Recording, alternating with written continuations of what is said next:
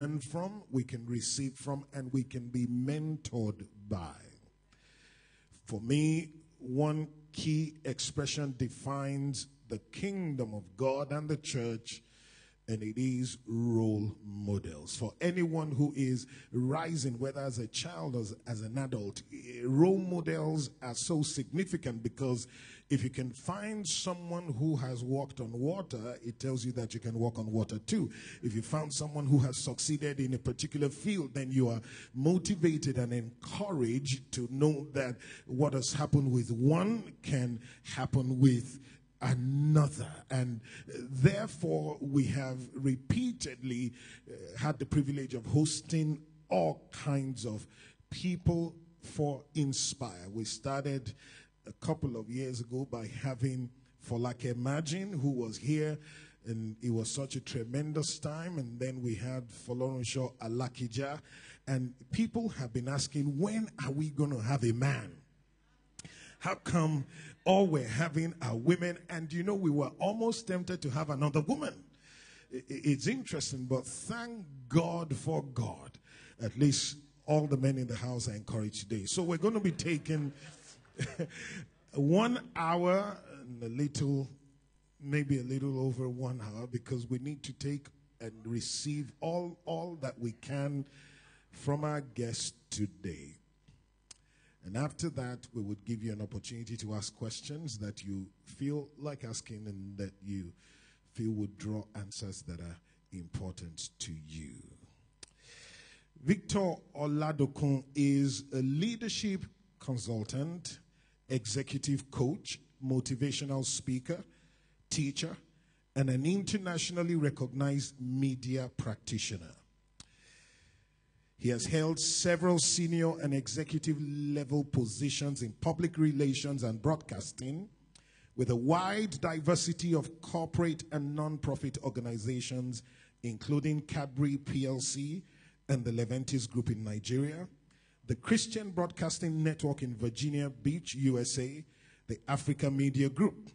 He is currently the CEO of 3D Global Leadership, a media consultancy and strategic leadership development company.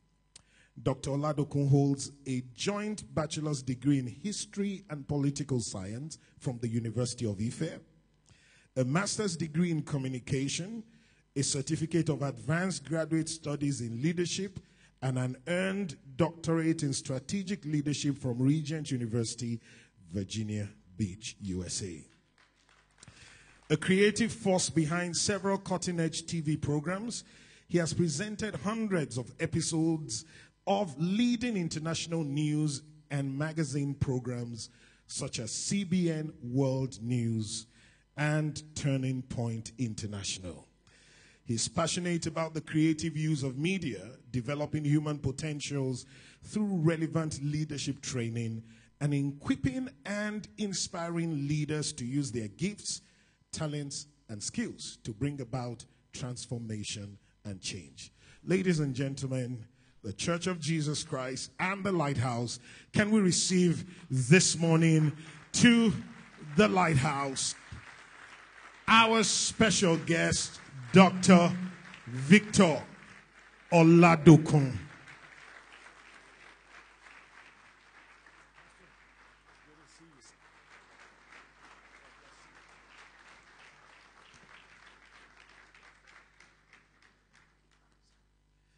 Well, you may all be seated. And I am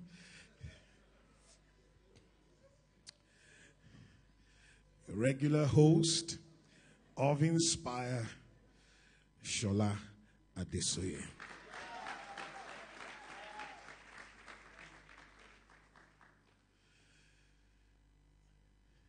Sir, it's a joy to have you at the Lighthouse, and I am sure that from the wonderful ovation, it's obvious that people are excited about having you here.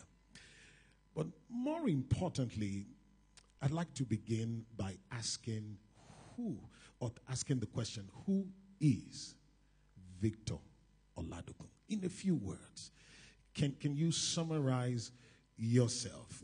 John was defined as the voice of one crying in the wilderness. How would you describe yourself? In one sentence? All right, 2 or 3.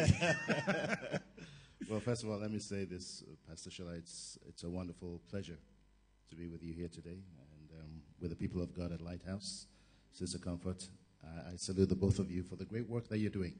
A lot of people might not realize it, but pastoring is the most leadership intense enterprise in the world. If you don't believe that, wait till you become a pastor. So again, I salute you. May you continue to be light to our capital city. Amen. And to our nation in the name of Jesus. Thank you, sir. To answer your question very simply, I'm a child of God, a son of God, a nobody that God is in the process of making a somebody. Wow. A child of God, a son of God, a nobody that God is in the process of making. Are you telling us you've not been made yet?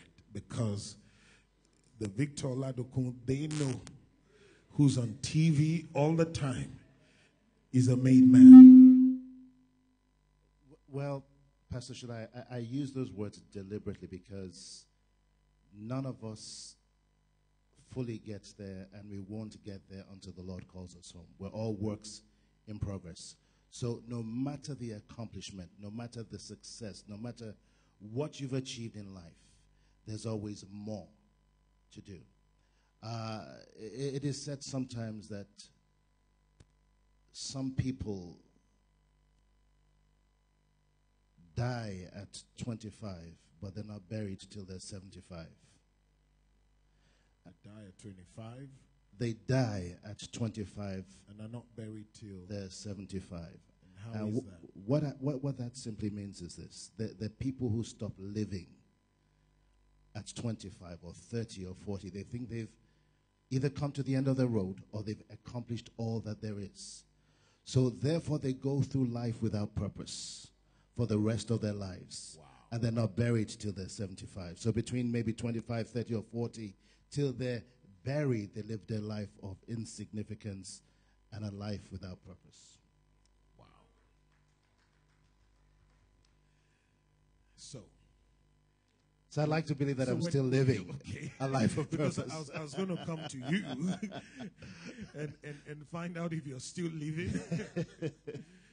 Wow, that is really amazing. And here's the question, because if one, just like you've said, dies at 25 and is not buried till he's 75, what can bring about that change? How can you not die at 25? And how did you not die at 25? That's a great question. That's a great question, and I'll try and unpack that in a few moments. But it all begins for us as children of God, and I use the word or the phrase very, very carefully. It all starts with coming to know Christ.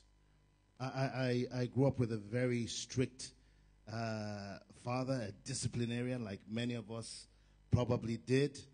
And my father had a very interesting way of telling me, because of, I guess, the lifestyle that I lived from when I was very little. My first run-in with the police was at the age of 8 while living in London. I was leading a group of young men young kids who were probably twice my age. And I was sending them on errands of where to go and rob at the age of 8. Really? Yes. You know, but what I do know is that there was the kernel of leadership on the inside of me, but I was using it the wrong way. Wow. And I would hear my father say over and over again, "You're never going to amount to anything in life." And the words of parents they're very strong. So guess what? I believe my father. And I decided to live my own life, my own way.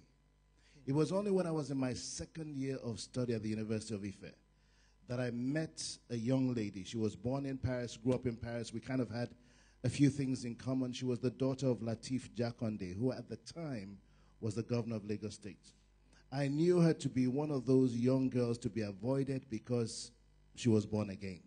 She was born again. She was born again. And She had a nasty habit of constantly wanting to invite me to fellowship or talk to me about Jesus. So that was the catch for you. Yes. And late one night, I was going to a party. I ran into her and I said to myself, oh no, not another conversation with this girl tonight. But as I walked by her, she said, Victor. And I turned around and she looked at me with very penetrating eyes and she said, Victor, Jesus loves you. That's all she said. That's all she said. And the Spirit of the Lord took over immediately. And God began to speak to me and say, Victor, this is the last time you'll have an opportunity to hear about me clearly in this matter. If you walk away, there will not be another opportunity. So to cut a long story short, that night I knelt down and gave my life to the Lord. And I remember the very first prayer that I prayed. I said, God, you've heard the word of my earthly father. He's always said that I'll never amount to anything. What do you have to say? I didn't know much about God, but I just said, God, I believe you're a God of purpose. What's the purpose for my life?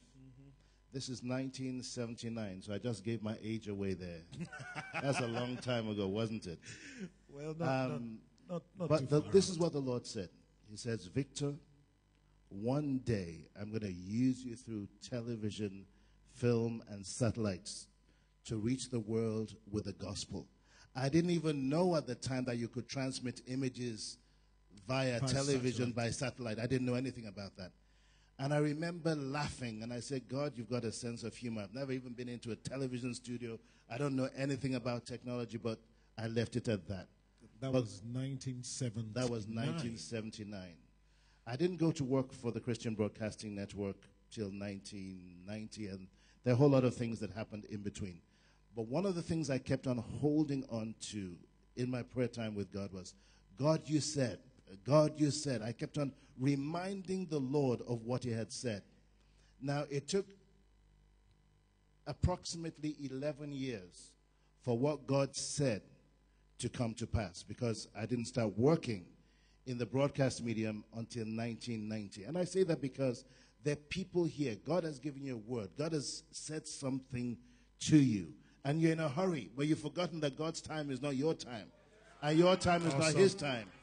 But that thing which he promised, he will bring to pass. God is not I'm a father. I don't make promises lightly to my kids, to my children. They're grown now. But whatever I do promise them, I will move heaven and earth to make sure that I fulfill.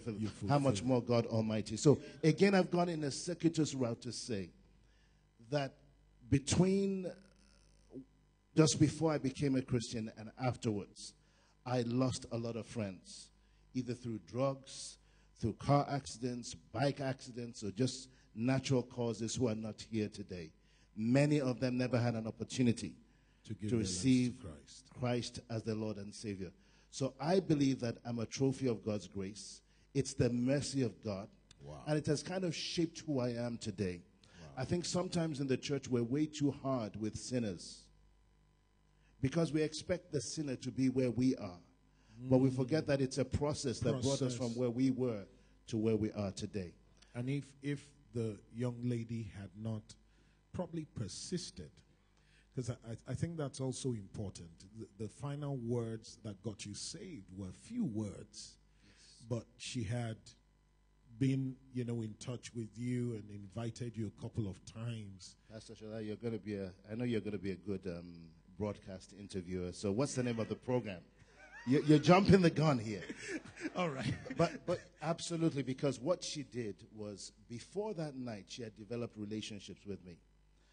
I had a crazy afro. I mean, it may not look like it right now, but Michael Jackson didn't have anything on me. I didn't have a pair of trousers. I only wore jeans in different colors. I had a joint in Marina where I used to pick up my ganja, and I just lived a crazy lifestyle in Ife. And I would hear Christians say to me, you're going to go to hell. Wow. You're going to go to hell. You're of the devil. I mean, I'd hear that on a regular basis. but she would come to my room. And I would offer her coffee or tea, and she would accept. And I remember saying on numerous occasions, I'm a sinner. What's this righteous, holy girl doing in my room drinking tea? My point is, somebody once said, if we're not careful, from the moment you become born again to the moment that you lose contact with your friends in the world, it takes about 2 years, some even sooner. Now, I love what Pastor Shola said earlier, and actually we can go home because you preached the whole message. And I'm glad that this church is called Lighthouse. You know why? Because his job and Pastor Comfort's job is to equip you on Sunday so that you can go into the world and be the salt and light that you're required to be. Now think about it for a moment. If every single person in this room and every single person under the voice of a pastor this morning would run with the little deposits that the pastor has deposited in their house, in their hearts, and they go out and Monday through Saturday be the Christ that they're supposed to be, would Nigeria not be changed? But we've inverted the pyramid, Pastor Shola. And I know I'm probably jumping ahead of myself. I'll try and bring myself back a little bit more. We've inverted the pyramid. Notice that Jesus never ministered in the temple. He would come in, he would engage the religious folk, he would read passages of scripture, but his ministry was in the marketplace. So if we're going to change the world, our ministry has to be in the marketplace. There are people that you can reach that Pastor Shola will never reach. So that's the challenge for us. Too many pastors have made programs a substitute for evangelism. You are an evangelist first and foremost. Amen? That's right. Am I getting too deep? Well, no. That's too serious. That's the preacher in you speaking. if that's, if I'll use those words. Now, so you touched on something that I want us to go back on, which is the role of parents, the things your father said to you and how it affected your life and all of that, and how he said you wouldn't amount to anything. Now, you also spoke about the fact that you had to now begin to relate with your Heavenly Father. Can you say something about parenting? I mean, now you're a parent, you've got your own adult children, so how are you making that shift to encourage them contrary to the experience that you had? Yeah. And I shared what I said, not to get down on my father to pass any aspersions. He's late. He passed away 3 months after I became a Christian. Wow. And in his own way, he loved God. But he didn't know how to get to God. It was only when I got back home, he heard me praying in tongues in my room a few doors away. And he called me one morning. He said, there's some language I hear you praying in. What is that? And I took the opportunity over the next 1 week to share the gospel with him. Actually, I shared the gospel with him that day. He became a believer that day. That's awesome. And 2 weeks later, he was dead. Wow. But what I do know of my father is that he was also a victim of circumstances. He grew up in a polygamous home. And if you've ever lived in a polygamous home, you know what that means. We're talking about Ondo, in a village on the outskirts of Ondo in the 1930s, 40s. So that was the environment that he grew up in. It was a tough environment, and that was all that he knew. It takes the light of the gospel to bring about change. So I believe that if my father really knew Christ while I was much younger, he would have been a different father. So for me, I believe that everything that I do, everything that I say comes out of that relationship with Christ. And when I got married, one of the things that I remember consciously saying was, I want to be a different father. I want my daughter, my son, to look at me and see Christ in me. Is it easy? No, it isn't. I mean, sometimes your children drive you nuts. and sometimes, you don't sound and look like Jesus when you have to deal with them. But I am conscious of the fact that my son looks at me, and the image that I replicate to him of a father is going to be his understanding and the picture that he has of God himself. So if I'm a bad father, he's not going to want to know God. That's right. If you're a loving, kind, good father, then your son and your daughter will see God in you. That's awesome.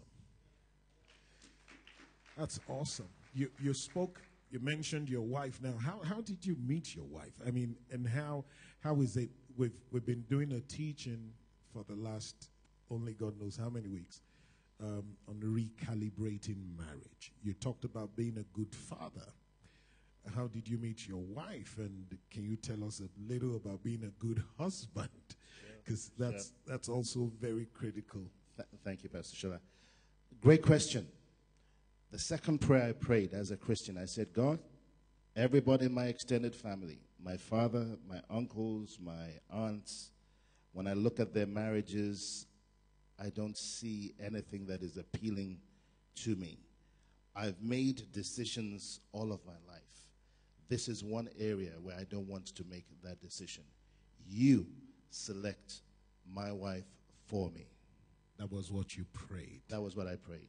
What year was this? 79? That was immediately, I became a believer, 79. And I asked the question, I said, Lord, the person that I'm going to marry, where is she right now? And the Lord said, right now, she's in the United States. You heard that? I heard that. So, over the next 2 years of university and the next couple of years, I didn't bother looking. I didn't bother looking. There was no need to play games. There was no need to lead anybody on. None at all, because she wasn't here. Now, so the Lord did not say she was looking. American. The Lord did not say she was American. The Lord said she is in America. So, as far as I'm concerned, she could have been Indian, she could have been Chinese, she could have been from wherever. So you were not looking in this environment at all because you had heard from God. And the reason for that, it was very clear to me at that point that in every single area of our lives, you know, even I would hear Christians pray ridiculous prayers. God, what suit should I wear today? You know, what color should I put on? I'm thinking, are you serious? Are you for real? You know, the world's going to hell in a basket. You're asking God about the color of the suit or what type of... Come on, put on the shoe. But when it comes to we would ask God nonsensical questions and prayers. But when it came to the decision of a partner, I noticed among many of my friends that the tendency used to be, I'm going to figure this one out myself. Yes, God, I know you're there. God, I pray, but, you know, I'm going to figure this one out. But I think that for anybody who's not married, the most important decision you can make in life is the partner that you choose, because that decision is going to affect generations yet unborn. Wow. So it's not something to be taken lightly. To go to your question very quickly, I was in church, Pastor Tunde Joda's church in Surulere in Lagos. And somebody came into church, walked through the front, and never seen her before. And the Lord said, that is your wife. Wow. And I looked at her. She was beautiful. I admired her. Then I chastised myself. I said, Victor, pay attention to the pastor. I never saw her again for a year. And a friend called me at the last minute. He was having challenges. He wanted me to MC a gospel music program. My schedule was tight. I didn't want to do it. Finally, I came in. The event was done. I was getting off the platform to go home. Somebody runs on and says, there's one more group. And this girl comes on stage with another woman that I knew as a keyboardist in the church and a bass guitarist. And both of them were the two performers. I said, wait a minute, that's a girl. Same girl.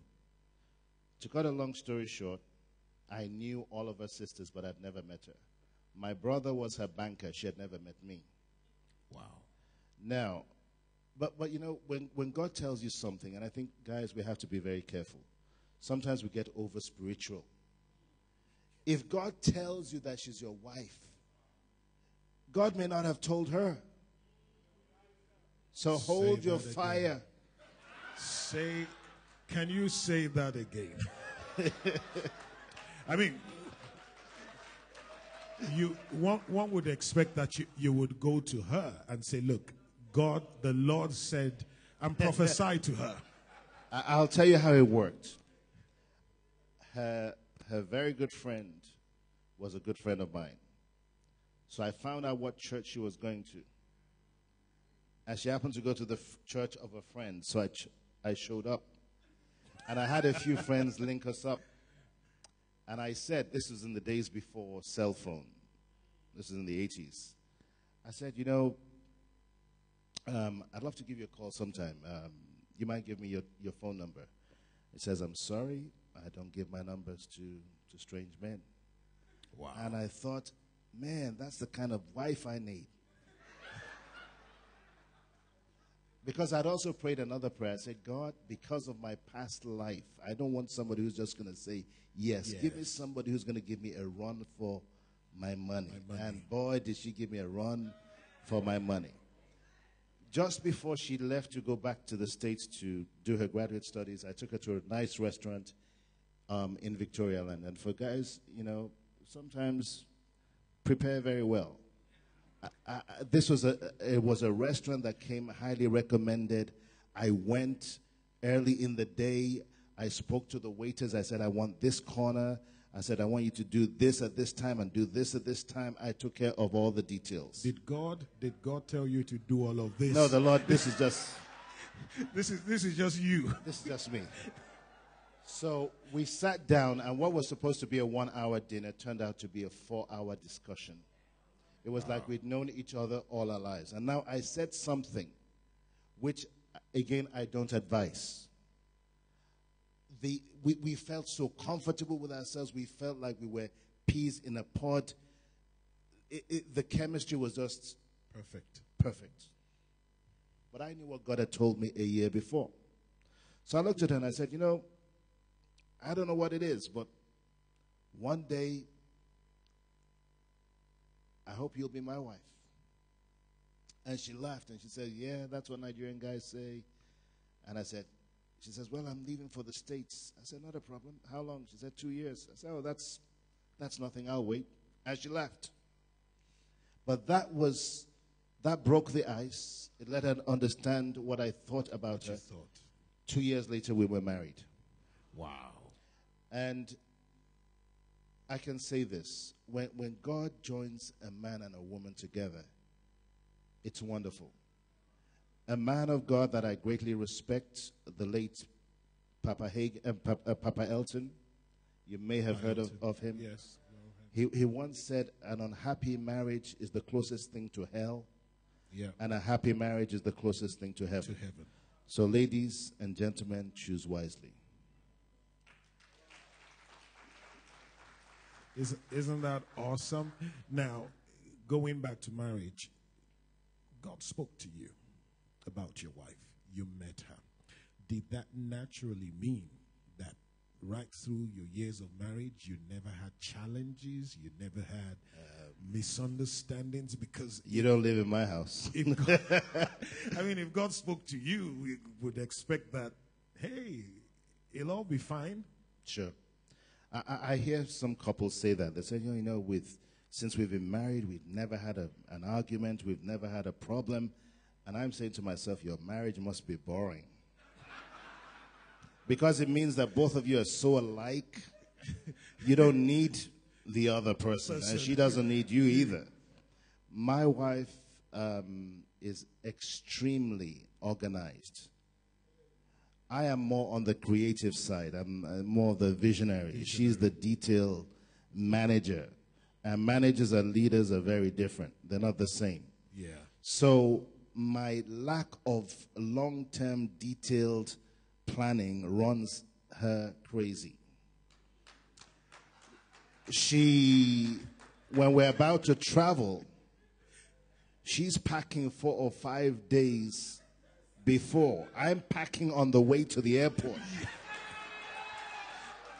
But I'll tell you what our first argument was. Our first arguments cover 3 areas. We were folding bed sheets together, I says, no, don't fold it that way. That's not the right way. I said, what? There's a right way to fold bed sheets? Fold bed sheets. You just lay. You just fold it anyway. Argument number one. Okay. Argument number two. You're pressing the toothpaste in the middle. I said, so it's got to come out. I feel you. So over the years, we use separate toothpastes. And then when we built our home in the suite, she has her own bathroom, I have my own bathroom. Because she had a problem with me not lifting up the seat. And yet, God spoke to you. Yes. And literally pointed your wife out. So, you know, we've had disagreements on really inconsequential things. But the more you live together, the more you get to know one another. Absolutely. And I wouldn't live my life without my wife. Wow. She really has held the fort. I traveled a lot in my 20 years with CBN, and I trusted her 1,000%. Not just with the children, but also with our finances. Wow. I mean, I never asked my wife how much is in the account. I never had to. She's a great manager of resources. She's not a spendthrift. In actual fact, I have a problem with her. When I say, let's go to the mall, let's go, I want to buy something for you. Clothes, shoes, jewelry. She pulls the brakes. She's not into that. She doesn't like to shop. So if I shop for her, I mean, I would say 90% of her jewelry, I've had to purchase it without her being there. Wow. So I appreciate that about her. She's been an excellent mother and an excellent wife, and I'm the better for it. Well, you know, it's interesting that Scripture says a prudent wife is from the Lord. Amen.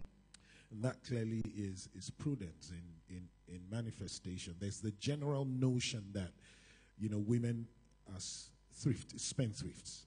But here, you're seeing a woman who fits into the biblical template of being a prudent wife, one who is a fantastic manager of resources. Amen. You said it so better than I can. Oh, well. I'm just borrowing from your leaf. Absolutely. And the children, so for them, it's exemplary fatherhood and also parenting generally, and that's what you're imparting in their lives. Absolutely. For our children, when both of them were 3 years old, they gave their lives to the Lord. And I'm thankful for that. But also as a father of a 23-year-old daughter, you know, a son who's going to be 20 in December, you also have to recognize that a time comes when they have to know Jesus for themselves. That's right. So there's a deepening of the faith. Our responsibility is to raise up our children in the fear and the nurture of the Lord. This is the deal. Whatever you do in the life of your child, do it before they hit 7 years old. Because after that, barring the grace of God, it's almost too late. That's what I've found as I've looked at families. 7 years. Yes. Pour everything that you need to into them before they're 7. You know, I've seen parents, and these days, you know, it's a phenomenon in Nigeria. It bothers me a little bit. You know, the wife's living in some foreign country and the husband's here. Oh, well, you know, yeah, my wife has to go to London, to Canada. The children are in school. Wonderful. But you have to be very, very careful, because those lost years are very important. You cannot reconnect with the child after the age of 7. There's a disconnect there. So we're called, first and foremost. The church cannot be the church until the church happens in the house. It can be. Wow. So we have a major role and we have a major responsibility. Recently, I was flying, and I remember just talking to God, and I said, God, I hope that I've done the best that I can For your children. as a father to be a witness to my children. I mean, there are things that you look back at and you say, well, I could have done this differently. Yeah, you know, with that, everybody can be a halftime referee, you know, or analyst. But you need to live your life with your children in such a way that you have no regrets later on. So do what you can and love them totally, unreservedly. You know, if God was me, I mean, if I was God, let me put it that way, I would have wiped out all of the earth. But God is merciful. Look at all the junk we get into. And God says that He so loved us that He sent His only begotten into the world, which means that if you and I were the only ones on planet Earth, Christ will still come. That's the mercy of God. Still will come. Let's focus a little on your career. You, a woman globally, you're an internationally known TV personality, media expert. How did you get into that? God spoke to you, we know, but it took another couple of years for that to become a reality. Can you tell us a little about how you finally plugged into that marketplace expression? Sure. At the age of 27, I think I was the youngest PR executive ever in the history of Leventis Group. And I think about a year or a year and a half after that, I was going to be on the board. But that had nothing to do with what you studied. You studied political science. Yes. And that's a great question, Pastor Shola, because while I was on campus, when I became a Christian, I got together with a few guys, Tokunbo Bayo, Nnamdi Obasi, and a number of them who went on to make careers in the media, in the print media. And we decided that one of the ways we could reach our peers on campus was to start a Christian magazine. But we wanted it to be different. We didn't want it to look so Christian that it'd be a turnoff to those who were not. So we funded a magazine and we published that for the next few years. Well, guess what? When I was applying for a job, it asked if I had any publication experience. And I said, oh, yeah. Wow. I was the editor of a magazine. I was a writer. I was this. I was that. Oh, great, you qualify. So that was what got you That was in? how I got my job at Cadbury. And then I was headhunted from England to become the group PR manager for Leventis. Now, when you were publishing, in school, did you foresee that being a platform that God would use? No, it was just a passion for me. And I say that because if anybody wants to know what the will of God is for their lives, look at where you have a passion. You may have studied chemical engineering, but if you love to cook, and when you go to restaurants, all you can talk about is the decor and the waitresses, and maybe there's something there that you're missing. And when you come into the church, maybe you're passionate about something. Go with where your passion is, because you'll find your calling in that thing. So for me, it was media. It was just who I was. So I ended up at Leventis, and to cut a long story short, within a year, actually 11 months, I resigned. And the reason why I resigned was that I came from a very corporate environment at Cadbury. And when I joined the Leventis group, most of the directors were civil servants. So they had a civil service structure, which I was not familiar with. And I just thought to myself, this is not for me. I can't fit into this. So I resigned, and for 5 weeks, my resignation was ignored. Finally, the chairman of the group called me to his penthouse, Chief Ade John, who I believe is now late, and he said, young man, there are 17,000 people in this company. People come, people go. We never ask them to stay. But you have a bright future, and we have great plans for you. I'm asking you to stay. Is it money? We're going to double your salary. Well, when they doubled my salary when I left Cadbury, they were about to double it again. And at that point, my legs were shaking in his office. You never go up to his penthouse. You never see him. He had his own, separate suite and entryway. I mean, he was a legend. We just didn't see him. His directors saw him. And here I am standing in front of the legendary Chief Adejon, and is saying, I'm telling you to stay. I had a decision to make. Wow. And it was very, very tempting. But in that split second, I looked at him, and I remembered what the Lord had told me. Wow. But usually every January, the Lord gives me a word for the year. And the word that year was, Victor, this is the year of decision. And I knew what that meant. It meant what God had said about a future in broadcasting couldn't take place if I was still doing what I was doing. What you're doing. Now, guys, don't go and quit your job. Don't say, Victor, I can talk Quit about his job. Please, don't do anything crazy.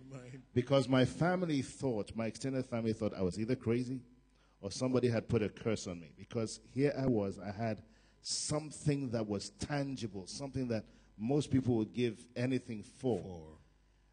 And I looked at him and I said, Chief, I'm so honored, but I've already made my decision. I do have to leave. And he wished me all the best, released me with his blessing. And as I got into my car, I was shaking. I said, what in the world have I done? I couldn't tell my family for 1 month. They just noticed that I wasn't going to work. And then finally, I left Nigeria, went to the States, studied television management and broadcasting, and something interesting happened. I wrote a paper called 20 years of Nigerian television, the impact of CBN. And I talked about Another Life. And I talked about the 700 Club and how a number of shows were beginning to copy that. Well, I didn't know that the professor knew the vice president at CBN, sent the paper to the vice president, who sent the paper to Pat Robertson, whose secretary called me and said, we would like for you to do secondary research. Would you mind going back to Nigeria? I said, absolutely. I was given $5,000 and a ticket, spent a month in Nigeria. But not only did I do the additional research, I already believed in the brand. So I went to about 13 states in Nigeria and signed contracts with them to air at no cost the 700 Club and Another Life. So I came back with 13 contracts. Was that part of what you were It wasn't part of the deal. No, I just wanted to go the extra mile and add value. And you were not going to be compensated for that? Well, when I got back, I handed over an envelope to Dr. Robertson's secretary. She's worked with him now, Barbara Johnson, for about 50 years. She's been with him for a very long time. And she says, what is this? I said, that's what's left of the $5,000. You brought back the change. I brought back the change. Actually, that's the word I used. She didn't know what change was. I said, I brought back the change, and it was $2,000 and something dollars. She said, okay. Well, the Lord had impressed on my heart in my final year of graduate school that I needed to be done a semester earlier than my classmates. I didn't know why. I thought I was coming back to Nigeria. On the day that I finished my last class, I get home, there's a light on my phone, and I get a call. Victor, this is the Christian Broadcasting Network. We'd like you to come in for an interview tomorrow. I went in the next day, was offered a job as a producer and a presenter of CBN World News, and the rest is history.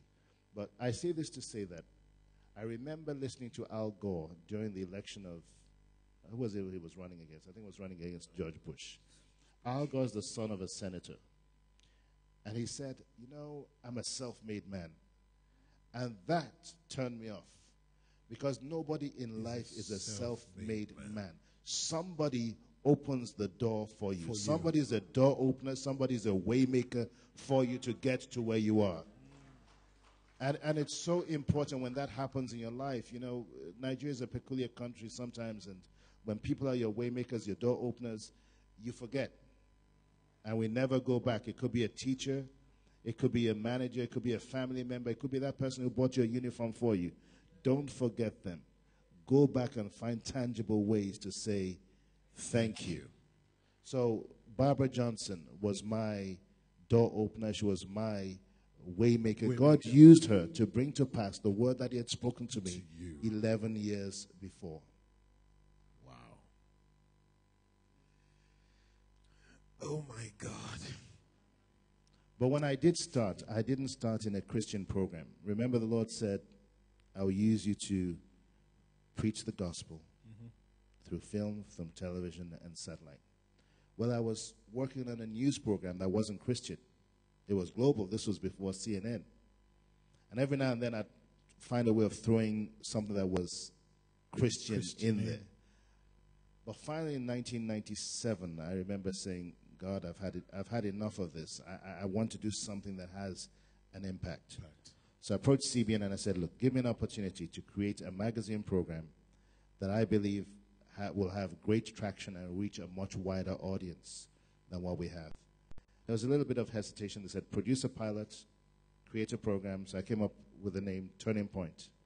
Again, the rest is history. But I have something to share here, which ties in with media. In the 20 years that I was with CBN, our budget per year to air on about 20, 30 stations in this country, and I think after a while a little bit more up north and a few other places, was 0 naira per year. We did not pay a dime. Budget.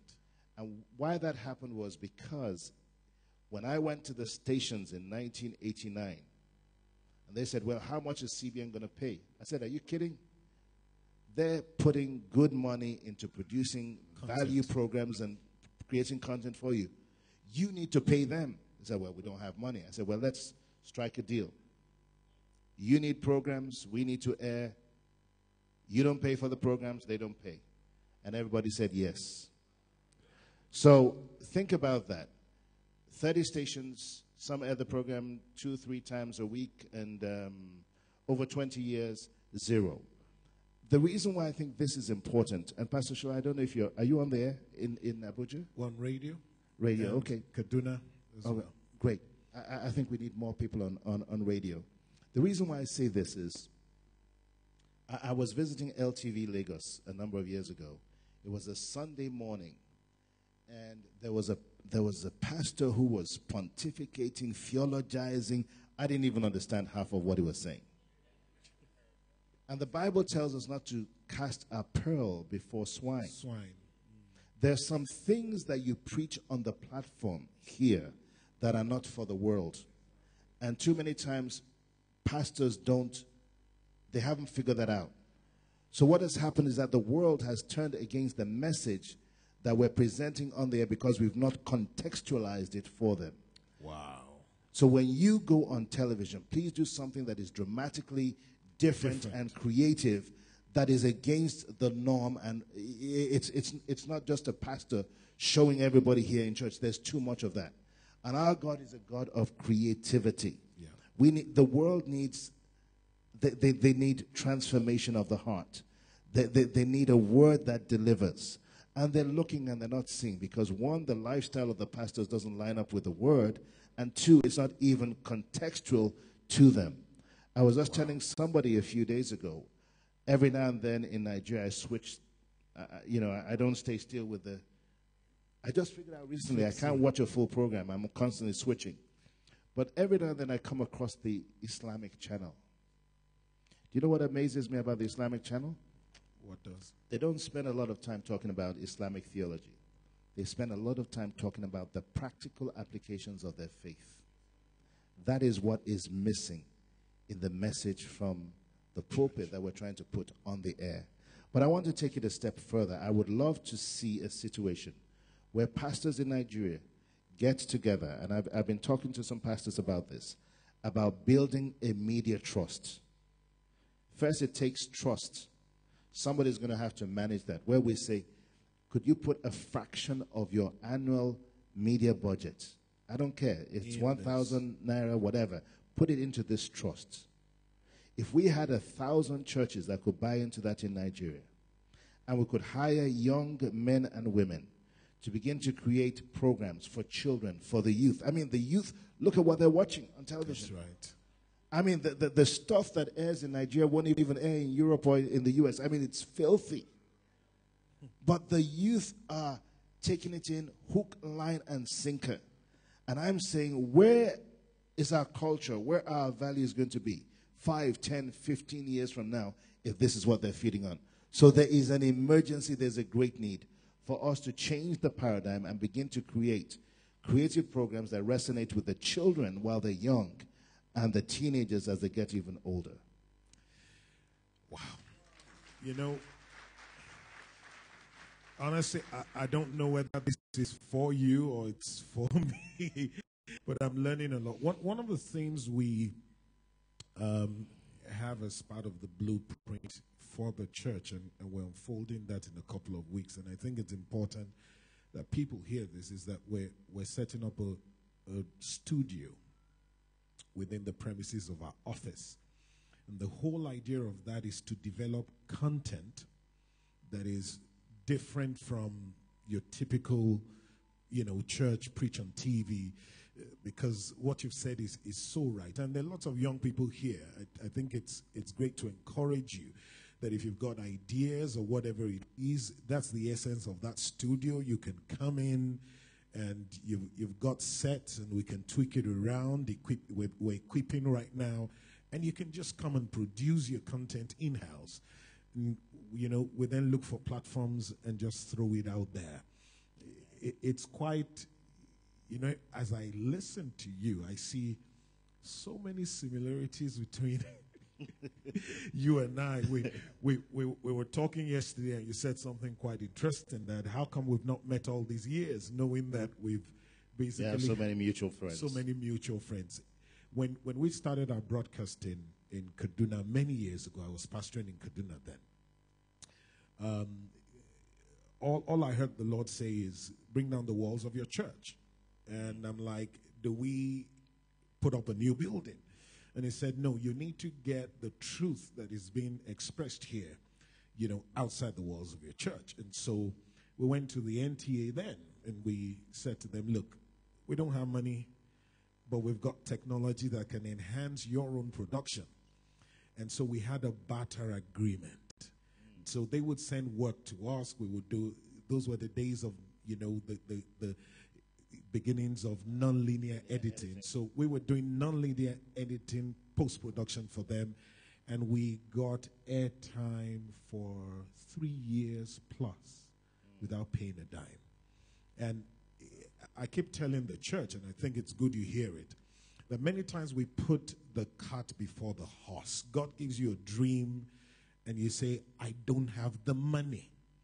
But there is a way in God where if you trust him absolutely, wisdom, ideas, and the strategy to birth is available through the Holy Spirit. And I think that's what you just basically said. Amen, Pastor Shalada. You're the very first pastor that I will hear say what you just said. Why? Because you have an understanding that it's about the kingdom. It's not about you. That's why you can say that. But for a lot of pastors, unfortunately, and, I pastored in the U.S. for a number of years, I understand, what the pressures are sometimes. But ultimately, whether you're a host of a program, whether you're a producer of a program, a pastor, it's not about us. It's about the kingdom. And I think if we put Christ first, if we put God first in everything, the resource will always follow the dream. I always say to young people that I counsel, why aren't you doing this? What's your dream? What would you like to accomplish? And they'll tell me. And I ask, why aren't you doing it? And the response always is, I don't have the money. I said, no, that's wrong. Money was never a problem. What I say is, dream so big. You know why? Because men who have wealth never give to small dreams. That's right. They only give to big dreams. And if you're young right now and you have a dream, I say extrapolate it, multiply it 10 or 20 times bigger than what it is right now, because 20 years from now, 25 years from now, you're going to look back and say, wow, I wish I had dreamed bigger. The resources are there for you. Wow. Is someone being blessed this morning? I am totally being blessed. Going back to your career, I read somewhere that you probably were the first to interview President Olusegun Obasanjo. You were. Yes. What was that experience like? I mean, didn't you... have a chip on your shoulder after that? Well, General Obasanjo is an interesting character. He was probably not the first Nigerian president that I interviewed. The first one was General Babangida while he was military president. Very charismatic, very disarming. He had done his homework before I did the interview. Really? And as I came in with all of these hard questions. And he said, "Victor, when are you coming back to Nigeria?" Wow. That disarmed me. But I still asked him, I said, why do people call you Maradona? Victor, that is a Nigerian factor. He was a very interesting person. General Obasanjo he had just come out of prison, had just become president. And I think the challenge that I had, he had great ideas. He's not the best communicator, but he's a tough individual. And I like your question, Pastor Shaw, because let's think for a moment, guys. There's nobody in office that we have ever appreciated in the history of Nigeria. The only one that we appreciate is the one who died, Murtala Muhammad. But he died after 3 months in office, so we really didn't have a continuum to judge him by. If he had lived longer, we would have condemned him. Think about it. Oh, General Gowon, he was criticized for a long while. Then Buhari came in. The same Buhari we want right now. And, I know this is going political. But everybody said he was too tough. He's a dictator. He and Idi Agbon, we want him out. Then we got Babangida, and, the list goes on. And today we have Goodluck Jonathan. And I'm saying, guys, as the church, and I thank God that you guys are going into politics. You should be there. You should be salt and you should be light. It is not easy because for people of my age, we've seen too many people go into politics and compromise. Yeah. You need to know what you're going in to do, and you need to know why you're doing that. The current Minister of Agriculture is my best friend. He was my best man. I was his best man. We grew up together. And we dreamed and we talked about how we could transform Nigeria. And when he got the appointment, he was going to be appointed as a Minister of State. I said, Akin, don't touch it. I said, if you touch it, you can't be influential. Those things that you talked about doing, that we've dreamed about all these years, you will not have an opportunity to do that. He is a believer, and I think he has represented Christ and the church well in the time that he's been there. But I want to say this. For us as Christians, let's not get carried away with politicians and with politics. Our first and foremost responsibility is to pray for those who are in authority. We need to pray. And we need to appreciate the people who are in office. Because I'll tell you, if you could just get a glimpse of 10% of what is presented to Goodluck Jonathan every morning, from security reports, economic reports, financial reports, you'll lose your mind. So sometimes we judge when we do not have responsibility. For those of you who are in the church today, maybe there's some things that your pastor does that you don't like. You don't have the responsibility to judge. Why? Because you don't have his responsibility. I think there's a law there that we as the church need to key into if we want the transformations that we expect to come to pass in our lifetime. I'm sorry, I probably digressed from the question. I mean, that's just amazing. And it is so I know true. We started with Obasanjo. How did we end up there? No, but it's still fine. I mean, it's working right. But that experience, I guess that you've had a couple of experiences that has brought you one-on-one, obviously with people like this, to feel their heartbeat. And also to see what it's like to be a leader or a president in Nigeria. Now, it is generally said, going back to these experiences you've had, that we have a leadership vacuum in Nigeria. Well, we've got leaders, but we've not had the right kind of leaders. And particularly lots of young people are clamoring, it's our time, we need someone of our generation. Is this generation prepared? Wow. Deep. It's a deep question. I'm concerned. I'm an optimist when it comes to Nigeria.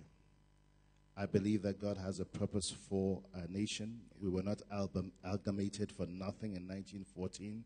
Here we are 100 years later, but God has still kept us one as a nation in spite of many challenges and difficulties.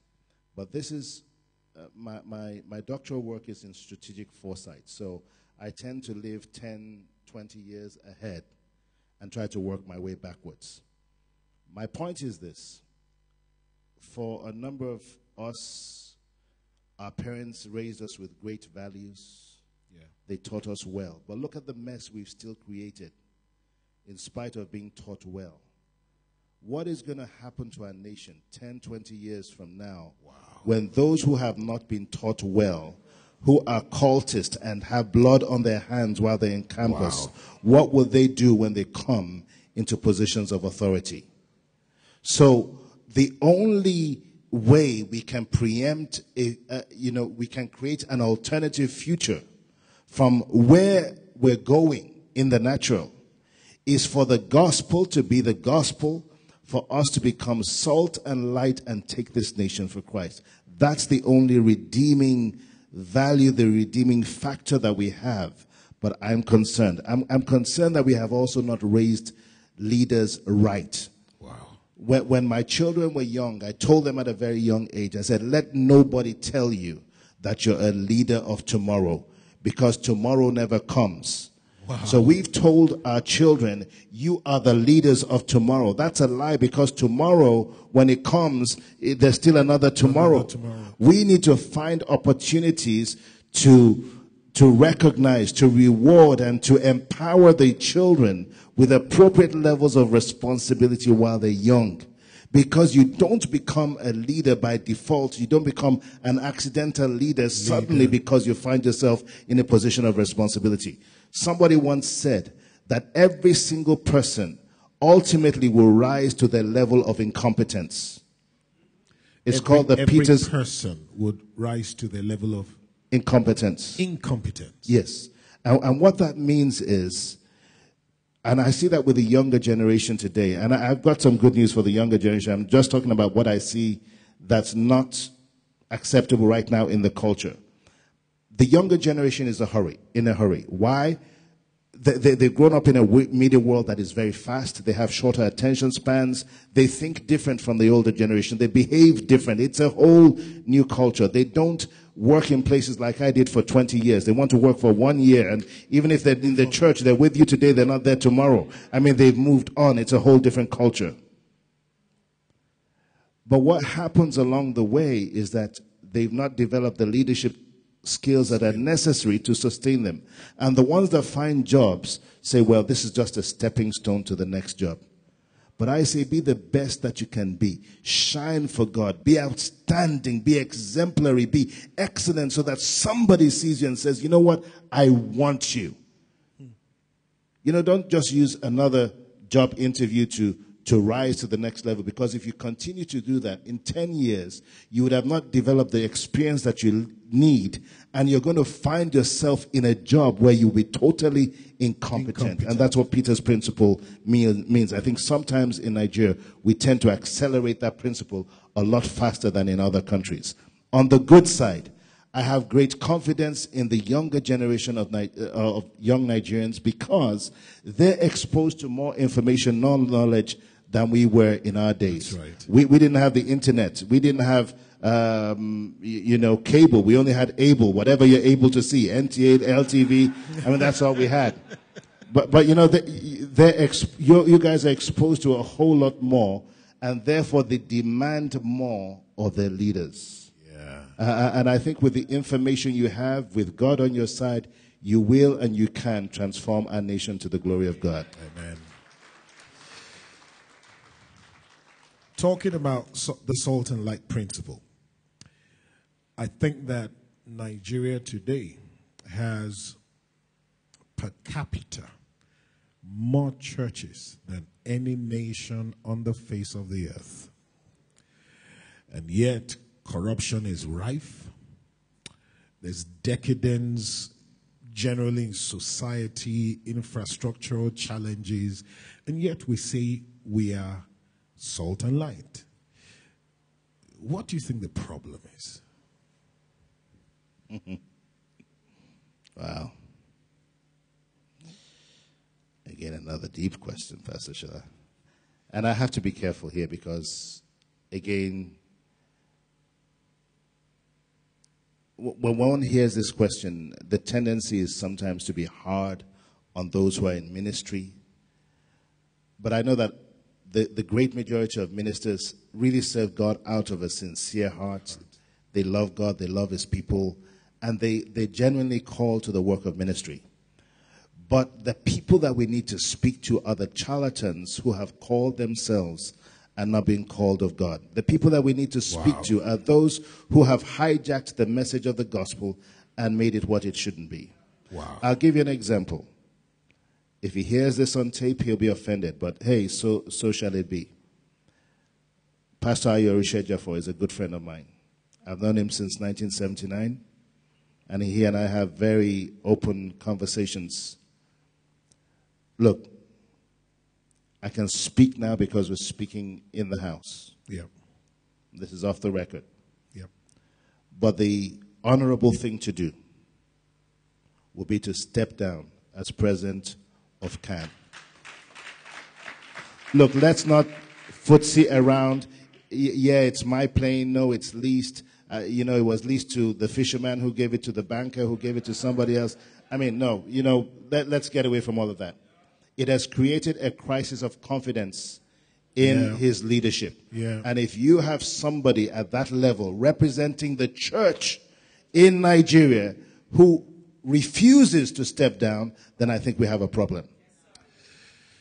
Tough words. Well, it is. And because the culture in Nigeria at all levels, and when you look at government, let's look at government. Let's look at what happened with the Minister of the Interior and the scandal, the employment into immigration, and where innocent kids lost their lives. Yeah, and he's still there.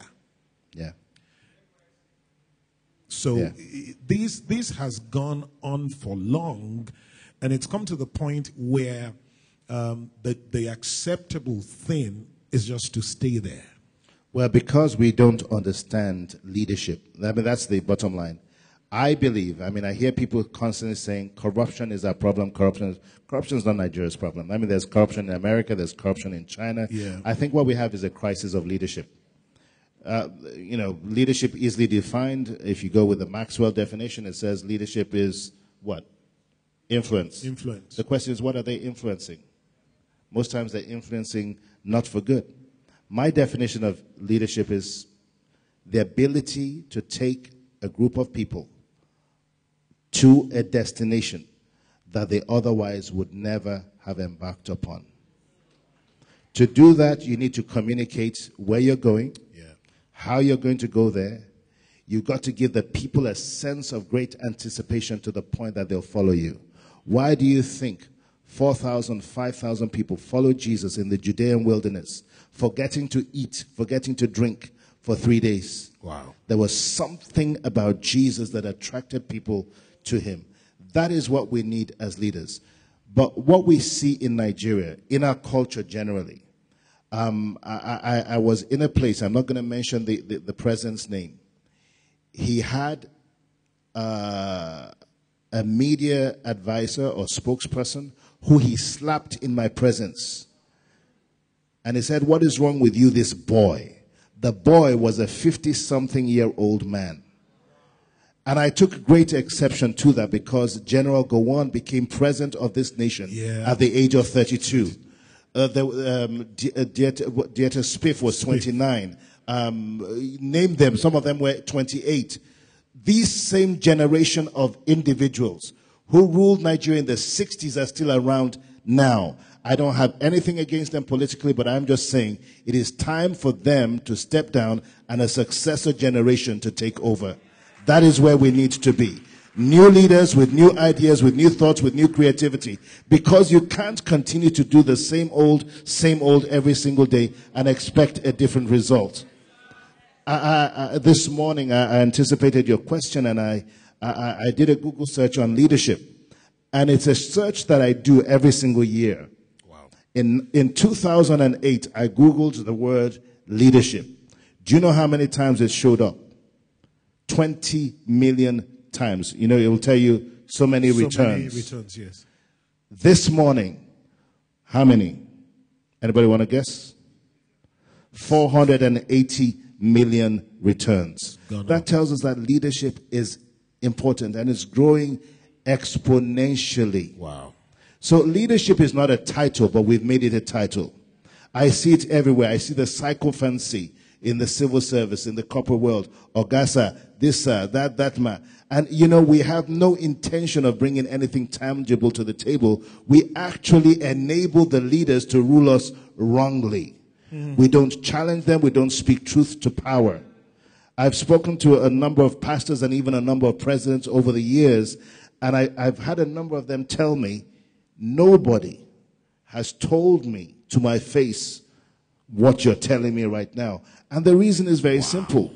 I respect your office and I respect you, but I will speak truth when there is a need to. So sometimes you need to respectfully and with great humility. Sometimes we criticize harshly, we criticize arrogantly, we preach arrogantly, we teach arrogantly, we evangelize arrogantly. We need to do that with great humility and with love. So, but on the leadership level, I think what it really is missing is an absence of leaders who really understand the purpose of leadership. I mentioned my good friend, Dr. Akin Adishna, a few moments ago. What many of you don't know in this room, but I'll share it with you, and I'm sure he won't mind. The Lord told him that he was going to get this position and that he was going to become a Joseph in Nigeria. Wow. What did Joseph do? Joseph understood the times like the sons of Issachar, and he began to prepare for a future that had not arrived. Wow. Yesterday it was announced that America doesn't need our oil any longer. Did any of you read that? We're dependent on American purchases. Some people say, oh, China's there, but China's getting cheaper oil somewhere else. That's right. Eventually, we're going to have to go back to the land. We cannot sustain ourselves with food imports. The land lives. Throw anything on it in Nigeria. We've got abundant water supplies. If you've got a little plot, throw something. Plant your vegetables. Do something.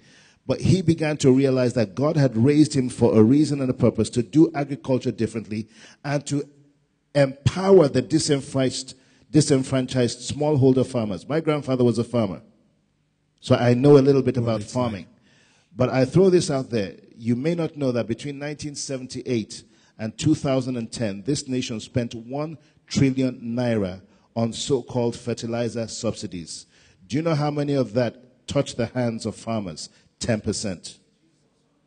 And you think those leaders are not going to pay a price for their theft and for the impoverishment of the poor? God fights for the poor. He will fight their battle. That's right. So, you know, if you don't understand the purpose of your position, then you're going to abuse it. And I think that is our case in Nigeria in many respects. Probably one last question, and then we're going to take questions from the church. The preaching and the teaching of the message of the gospel. I mean, we've talked about the proliferation of churches and the fact that nothing is changing or not much is changing in Nigeria, even with all of that. What about the message? Because today there's a generation that's hearing uncertain sounds. I was watching, there are all kinds of practices today that borders more on fetishism or occultism in the name of the anointing. But that's not really my focus. It's this message, balance, sound. Because we were raised probably on a totally different spiritual diet. And suddenly it looks like we've got an Indomie generation that's looking for an Indomie gospel that, presents God as a lottery ticket. You just give and it shall be given to you. You sow 1,000 naira today, you're going to become a millionaire tomorrow. Do you think that's part of the problem within this climb?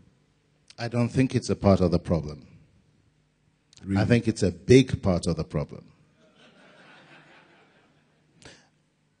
And the message is not a message, it's a different gospel. It's a different gospel. It's a different gospel. I think if the disciples were to walk the earth today and hear a lot of the abominable messages that are coming from the pulpit, they would not recognize it as the gospel. They wouldn't. And you see, I was talking to somebody recently and I said, look, the Lord is going to chastise us as a nation if the church does not get it right. Because in every nation where there's affliction, where there is persecution, the church grows. The church is not growing in Nigeria today. The church generally. Yeah. And what I mean by that is this. When you're churched, there is a visible, tangible expression of what you're taught in your life, in your family, in your work. Consequently, in society. It was Lee Grady, the editor of Charisma magazine. I met him while he was working on his story on Nigeria 10 years ago, and he told me what he was doing, and I said, more power to you. Let me know how that goes. And when the edition came out, I hurriedly went and got my copy. And his first statement floored me. He says, Christianity in Nigeria is miles wide and inches deep. That was his summation of the church in Nigeria 10 years ago. We should not be fooled to think that because you have a mega dome, you're doing the right thing. In the same manner that we have a different gospel, we also have a people who have developed an appetite for, they have itching ears. They want to hear what they want to hear.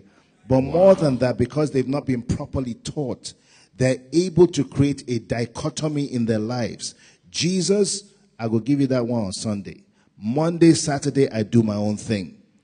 So they've not been able to relate the message of the gospel to their day-to-day life. And I don't think the problem many times is theirs. I think the problem is with the diet that they're receiving from the pulpit. So if we're going to transform our nation, we have to transform the pulpit. We have to, the people of God have to have discerning ears to know what the Spirit of God is saying, and they need to know who the right shepherd is. I was saying to your very fine protocol team who came to pick me up this morning, I said, what animal is mentioned the most in the Bible? And they got it right. Sheep. Sheep. We're sheep. Sheep are very wayward. They don't follow instructions. Yeah. And they can be very destructive. If you don't believe that, go and put a sheep in a farm. They don't discriminate. They'll eat everything. Yeah. So we have a responsibility as leaders in the church to lead sheep, to give them the right diet, to lead them aright. But when that is missing, and all the pastor is looking for is that increased offering in the basket, then we have a crisis. And I want to encourage you, Pastor Shola. I believe that we have a kindred spirit here. We've inverted the pyramid. Jesus said, go into the world. Mm-hmm. So unleash your people every single Sunday with a prophetic message to go make a difference in the city. Because as people begin to see the light in them, they will come into the church. That's the only way that it happens. Unfortunately, too many times, we want to have program after program, and the poor pastors sometimes say, hey, invite your friends, invite your uncle, your grandfather, your sister, your... That's not the way the gospel is supposed to be. Pastor Shola, Pastor Comfort's responsibility is to empower you, to equip you, so that you become so excited Remember that time when you first became born again? Yeah. You couldn't stop. You wanted to tell everybody. Your enemy, your friend, you wanted to tell everybody, I'm born again. But you know, after a while you became sophisticated. And you thought, well, don't let me share with this person. That person might be offended. Yeah. But our sophistication is what is killing us. So I say, this week, make a quality decision to go into the world and be the lighthouse, a beacon on a hill that makes a difference in our city. Thank you so much, sir. Thank you, Pastor Sean. I'm sure you've been blessed having Dr. Victor Oladokun in the house. Oh, wow. I wish we could do this every Sunday. You know, and honestly, sir, let me extend an invitation. Would like to have you back in the house. Thank you, sir. A different platform. Just talk to us. We're running mentoring sessions in the middle of the week, and basically it's to train people and develop capacities so that we can go find, marketplace expression. And Amen. We would love to have you back in the house sometime. It'll be a joy. And just mentor us and just teach us and instruct us. Thank you, sir. Thank you, sir. Do you have any questions? So we'll take your questions. Wow, hands are up quick today. I know Pastor Shola said earlier, hard talk. There's nothing like a hard question. If you don't want to ask the question yourself, write it on a piece of paper, hand it to an usher without your name, and we'll take the questions. Okay. No question is too hard. First hand I saw up. Thank you so much, sir, for your words. My question is, at the point when you wanted to resign from where you were, you said we shouldn't go resigning. But then you said that where you were is not the vision God had for you. So you turned down the offer, even when something big was laid before you. I'm trying to relate to that because I think I've gotten to the point of where I want to resign from where I am. Because I know that where I am is not where I want to be.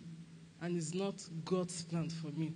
So I want to ask, how do I balance it? And then I want to ask you, were there plans you've already laid down as at the point we are resigning from that place? To answer the last question, no. It was a complete faith walk. I didn't have uncles, a father to depend on, or great wealth. I didn't have anything, but I had God who holds the whole earth in the palm of his hands. And I believed his word. When God speaks to you, every single one of you, if you're a Christian in this place, you know those times that God has spoken to you clearly and you know it's God. But I was able to take the decision that I took. Why? Because I had a revelation from God. The word that God spoke to me was a revelation. And I ask you here today, what is the purpose of revelation? The purpose of revelation isn't just to make you feel good. The purpose of revelation is to make you uncomfortable with the status quo to the point that you want to create change. Change in your life, change in your circumstances, change in your cities, change in wherever. That's the purpose of revelation. So I caught a revelation from God. But what I didn't mention, which I'll mention now, is I looked around. And in those days, like I said, we only had Able. It was NTA, it was LTV. Maybe once in a while in Lagos, you get Ogun State TV. You might be able to see the picture. But I was still uncomfortable with the quality, the content, and the format of Christian television. In those days, we had Shambach, Meshach, Abednego. I think it was Shambach was Reverend Shambach. We had Oral Roberts. We had Archbishop Idahosa. But I looked at it and I said, God, Christian television can be better than this, and I want to help make a difference. But the reason why I went into television was not so that I could create different kinds of television. My hope, my aspiration over the years in conference after conference and in church after church that I've been to was to inspire a younger generation to say, if he did it, then I can do the same thing also. Keep in mind, in those days, I think we have a lot of new stuff out there, which is, it's great. There's some new youth programs, musical programs, but we haven't really tapped fully the full extent of our creativity and the difference that we can make. So I come to your question to say, if you believe it's a revelation from God, act on it. But sometimes what we think are revelations might not necessarily be. And because you have persecution in a place where you're going through difficulties, might not be the reason to leave. If Joseph went by that parameter, he would never have risen to the level that he did. So it has to be personal. And secondly, before you move and before you make a decisive decision, such as you're talking about right now, be prayed up. It's not about going to pray once and feeling all good. No, you have to live a life of prayer, talking to God and listening to what the Spirit of the Lord is saying. Only then can you, in full confidence, take the kind of decisions. Please sit down. What also happened was that when I now told my family, they said, Victor, you are crazy. You are absolutely out of your mind. But I knew that God, who had spoken, would fulfill everything that is promised. And that's the confidence that you need to have before you move on any major decision. And I want to contextualize that again for the church. My heart goes out to pastors because I was once a pastor. And pastors labor morning, day, and night. But many times, you're not betrayed by people you don't know. You're betrayed by the people that you do know and that you're close to. So after laboring and inputting into somebody's life, maybe they had too much pounded yam the last night, or maybe you said something that they disagreed with the previous week, and then they come up and say, oh, Pastor, you know what the Lord has said and is leading me to another church. I know that doesn't happen in the lighthouse. No, it doesn't. So, but where am I going with this? If God called you here, have you figured out the purpose, the reason why He has placed you here? Have you figured out what your season is? Did He just call you here for a month, or did He call you here for the long term to establish something? One of your good friends, I'm sure you knew Pastor Ina Omaku. Pastor Ina Omaku was my very good friend. We went to school together. We lived in the same apartment in the U.S. We were classmates. I think Sarah was a year below us. But the vision and the dream of Family Worship Center was birthed in my living room. It was birthed in my living room. It started as an idea. And they were going to go back to Kaduna. I had just interviewed Babangida. There was nothing in Abuja then. You had the mosque. You had the SSS headquarters. You had the road from the airport, Sheraton. Maximum maybe you had in 1993, maybe 200 houses in Abuja. That was really it. And I said to him, God is going to do a new thing in Abuja. This is going to be the place of the future. I think you should go there. And he did, and he came. The people who joined him, I'm glad to see when I go back to Family Worship Center, people who were called 20 years ago, still there. They're faithful. It wasn't just to a man, it was to a vision and it was to a dream. So what is that dream? What is that vision that the Lord is connecting you to? When you find it, when you know it, you'll live out your purpose and you'll live a fulfilled life.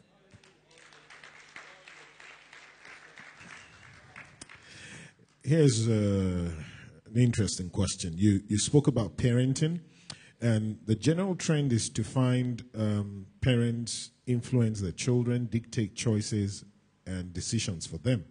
And so the question is it okay for parents to make decisions for the children, or just to encourage them? And I think this we probably all grew up in scenarios where our parents wanted us to study a particular course. You've got to be a doctor and all of that. So what should parents really do? Dictate to the children or just encourage them? Well, the Bible tells us that there's foolishness bound up in the heart of a child. So no matter how much, no matter how smart a child thinks they are, foolishness still is bound up in the heart of the child. So we have a responsibility to nurture and to direct, even prescribe certain things to our children. But our culture many times does not allow us to release the children to become the full-grown adults that they need to be. And it's a cultural problem. We see it politically, we see it, we even see it in the church. There are not too many pastors that want to raise sons and release the sons. In actual fact, many times they'll pull down the sons from becoming what they need to be. They're uncomfortable with the sons becoming what they need to be. But I say that to say that there's a point in the life of a child where we need to direct. That is why you don't reason with a 2-year-old child who is trying to put their hand or fingers in an electrical socket. What do? You scream, you shout, you spank. Yes, the child will scream and shout, but the child learned the lesson. That's not a time to reason. But there are times in their lives when we have to release them and say, look, this is the way we've raised you. This is what we think about this matter, but we need to release them to make the decisions that they need to make. My father was a civil engineer, and he wanted me to be an engineer, and he compared with my cousins and with many other friends, and woe betide me the day that I told him that I didn't want to go through that path. I realized when I was in Form 3, I don't know what Form 3 is now, SSS 10, whatever it is. JS3. Hey. But I realized when I was in Form 3 that I would never become a doctor. I would never become an engineer because I didn't have an interest in physics, in chemistry, or even in math. But I loved to read. I loved history. At the age of 16, I would buy every single week a copy of Time Magazine, Newsweek, and The Economist. I loved to read historical issues, and I loved to read novels. Those were the kind of things that interested me. So I knew that I was not inclined for the sciences. But my father was trying to pigeonhole me where he thought that I needed to be. I think I would have been a miserable person today if I'd followed my father's leading in that regard. Thank you. All right, Sambo.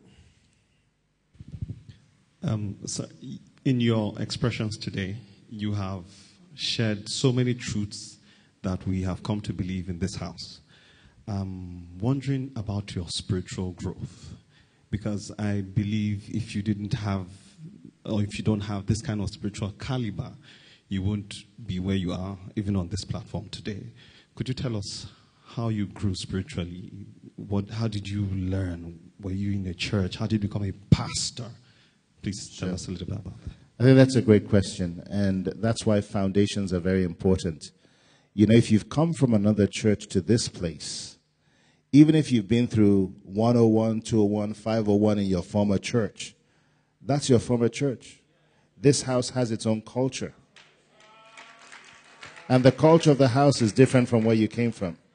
So humility says, even if you were the chief senior deacon in your former church, humility says, let me humble myself under these guys and understand where they're coming from. In my own case, what happened was when I became a believer, there were only 2 prayers that I knew how to pray. I grew up Catholic, so I knew the Lord's Prayer and I knew Hail Mary. That was about it. And I remember the first time I went to a prayer meeting, everybody was praying and it was taking forever, and I was like, wow, they don't even run out of words to say here. So, you know what? I'm a smart guy. I decided, okay, let me do 100 Hail Marys. They're praying in tongues, I'm praying Hail Mary. But I quickly found out that the Hail Mary doesn't work. But I was mentored by some very good people. As a young Christian, I did not forsake the assembling together with believers. We live in a fast-paced society today, so the church does not necessarily have the same level of significance or importance that it did in the old days. But I pray for you, and I say, may your life not become so busy, may you not become too sophisticated that you think that you're too much for the affairs of the church, maybe on Wednesday, on Sunday. Wow. Secondly, I realized very early that there was nothing that I could do on my own strength. The day that I walked into the Christian Broadcasting Network, I was so excited. I said, I can't believe it. I used to watch Pat Robertson on 700 Club in my living room in Lagos. Now I'm going to meet him. Ben Kinchlow, all the great guys. Yeah. I was really excited, and I was walking into this very imposing building. If you've ever been to CBN, it's a beautiful campus. The building is humongous. And then the Lord stopped me. The Lord said, Victor, it's not about you. Be faithful and humble. Those were the words that I heard. But in my mind, I also had another revelation that what God was saying, that if I keep myself humble and if I'm faithful to him, there'll be no end to where he could take me. So over the years, I've become very uncomfortable with people passing compliments. I mean, I appreciate compliments, but, sometimes I'm like, it's really not about me. Yeah. I said earlier that God seeks and desires to take nobodies and make them a somebody. If God could take me from Bariga, Lagos, to where he's taking me today, he can take any single person in this room and take you to that ultimate, penultimate place that he wants to. But it's all about your heart. Never get to a point where on a daily basis you don't fellowship regularly with God. And it's not just about praying in the morning or praying at night. The Bible talks about praying without ceasing. How can you do that? Pray as you're going to work. That's right. Pray as you're walking. Yeah. There are different ways that we can pray and stay in communion with God. When we do that, when God is in the center of our lives, all things are possible. The problem today with the model is this. Years ago, when my generation became Christians, the church was in the center. And all of our activities were around the church. Today, man is in the center. The church just happens to be one of the many appendages around man. And that's part of our challenge. Wow. Let's see, hand up there. That's Kara. Good afternoon, sir. Thank you so much for all you've said so far. I'm going to ask a sort of radical question. From watching the media in the U.S., they're sort of divided between Republicans and Democrats. So I don't know if CBN had that problem. Did you have any issues with racism when you were working with CBN? May I ask the second one? Okay.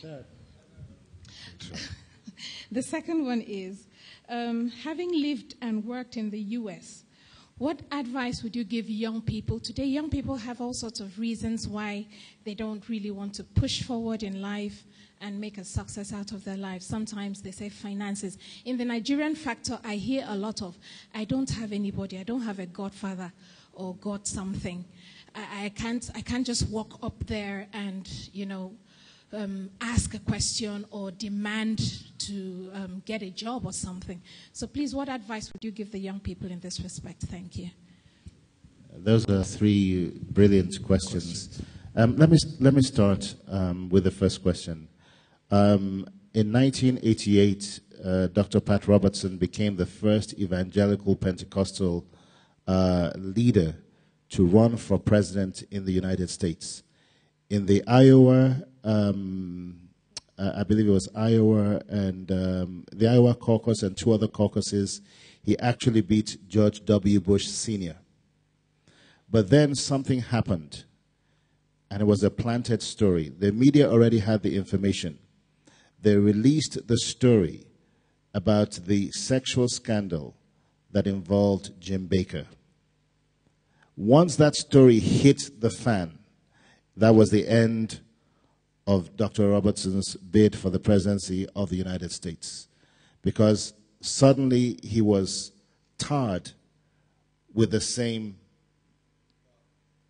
issue. And what they said is, oh, televangelists, they're all the same.